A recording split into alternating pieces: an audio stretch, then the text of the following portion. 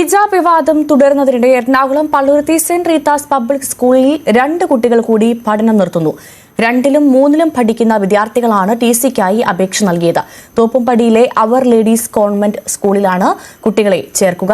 വർഗീയത കൊണ്ട് എന്തെങ്കിലും ലാഭം നമുക്കുണ്ടായിട്ടുണ്ട്? മനുഷ്യൻ എന്ന നിലയ്ക്ക് മതങ്ങൾക്കപ്പുറത്തേക്ക് നഷ്ടം മാത്രമാണ് ഉണ്ടാവുക. പ്രത്യേകിച്ചും ഒരു ബിസിനസ് പെർസ്പെക്റ്റീവിൽ ചിന്തിക്കുമ്പോൾ നമ്മുടെ സ്കൂൾ സംവിധാനങ്ങൾ, പ്രത്യേകിച്ചും പ്രൈവറ്റ് സ്കൂളുകളൊക്കെ ബിസിനസ് ഓറിയന്റഡ് സ്കൂളുകളാണ്. അഥവാ അതിൽ നിന്ന് പണം വന്നാൽ മാത്രമേ കുട്ടികളെ നല്ല വിദ്യാഭ്യാസം കൊടുത്ത് മുന്നോട്ട് കൊണ്ടുപോകാൻ സാധിക്കുകയുള്ളൂ. ഇല്ലെങ്കിൽ അടച്ചു പൂട്ടേണ്ടി വരും. സ്വാഭാവികമായിട്ടും പ്രശ്നങ്ങളും തർക്കങ്ങളും അതുപോലെ തന്നെ ഇംഗ്ലീഷ് ക്വാളിറ്റിയും ക്വാളിഫിക്കേഷനും ഇല്ലാത്ത പ്രൈവറ്റ് സ്കൂളുകളിൽ നിന്ന് രക്ഷിതാക്കൾ ടിസി വാങ്ങി കൂടുതൽ കോമ്പറ്റീഷനുള്ള അതേ സിറ്റിയിൽ കോമ്പറ്റീഷനുള്ള സ്കൂളുകളിലേക്ക് കുട്ടികളെ മാറും. കർണാടകയിലും മുൻപ് ഹിജാബ് വിവാദം ഉണ്ടായപ്പോൾ പിന്നീട് കർണാടക ഗവൺമെന്റ് അതിൽ റിഗ്രറ്റ് ചെയ്യുകയും, കാരണം ഒരുപാട് ഇന്റർനാഷണൽ കമ്പനികളും സംവിധാനങ്ങളും കർണാടക വിട്ട് മറ്റ് സ്റ്റേറ്റുകളിലേക്ക് കുടിയേറുകയുണ്ടായി. അതേപോലെ സമാനമായി ഏതൊരു ബിസിനസ് ആണെങ്കിലും ഏതൊരു സംവിധാനമാണെങ്കിലും എല്ലാ മതസ്ഥരെയും ചേർത്ത് പിടിക്കാൻ കഴിയുകയാണെങ്കിൽ തീർച്ചയായിട്ടും ബിസിനസ് പെർസ്പെക്റ്റീവിൽ അത് വൻ വിജയമായി മാറുകയും ചെയ്യും.